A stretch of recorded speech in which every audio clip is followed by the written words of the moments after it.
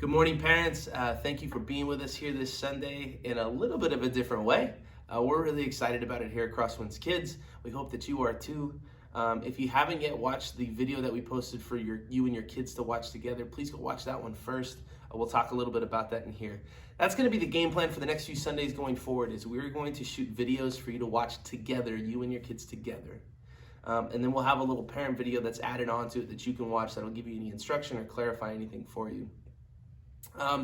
Depending on how long this season goes, we will be here as a resource for you guys. We are still planning on being here on Sundays. If you have questions, you can call us, you can email us, you can come and meet with us. We'll set up little one-on-one meetings if you want. We'll have some office hours for you as well. Really, we want to keep you as involved and engaged as possible during this time.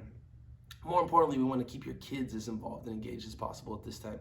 We don't want to lose any of the momentum that we've built up till this point, and we think we've got some really cool ideas to make that happen. But it's going to require a bit of buy-in from you guys. And so whether it's, you call it what you want, my plea, my prayer, my begging of you, please take a little bit of time out of the week to sit down, watch these videos with your kids, and then do the craft or activity that we put in. Now this week's is a little bit more extensive because a lot of you have some extra time on your hands with the kids staying home.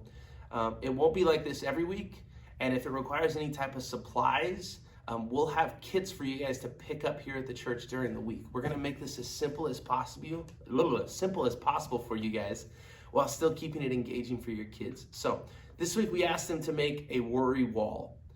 If you watch the other video, you'll understand based on the story that I tell. But essentially all this is a place where you and your family can go and write down or put worries that you had from the day, from the week, whatever it may be, and you leave them for God. Now, I recommend adorning it with a little bit more of a positive verse instead of writing worry wall on it because, let's be honest, that's a little downer. Just a place where you guys can sit and you can put all of your worries together. And then where this becomes a really cool activity is for you guys before bedtime, before they brush your teeth, whenever, before you go to school or work for the day, is to sit down together and pray about them as a family and ask God to take these worries and bring you guys peace. It'll be super powerful for your kids. It'll be a great moment for your family. And it takes 5 minutes tops. So this is the one that we built at home, my daughter and I. It's very simple. All I did was I went to Home Depot and I got a scrap piece of wood that they had laying around.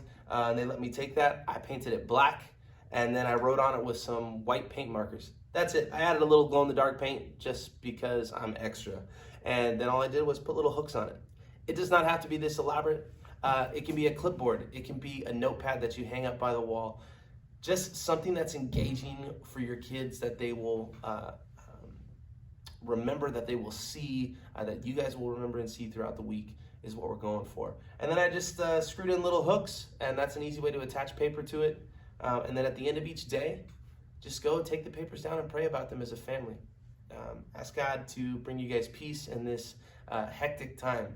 Again, your kids are going to have some worries. Anytime their schedule gets changed, anytime something is different, it can cause them to experience anxiety. It can cause them to experience worry. And a lot of times they won't know how to communicate that to you. And so if your kids are acting a little weird, if they're a little different than they normally are, it's probably because they're dealing with some big emotions that they're just not ready to deal with or at least verbalize yet.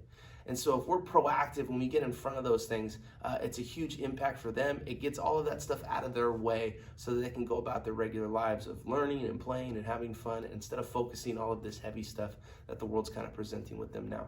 So our goal for the next season is to keep you as engaged as possible, to make it feel like you are here with us on Sundays and that we're with you guys the rest of the week at homes, whenever you guys are together as a family. As always, if you guys have any questions, please reach out to us. We'd love to help. We live for this stuff.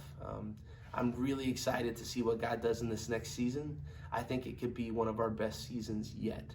But that only happens is if we actually work together as the church together.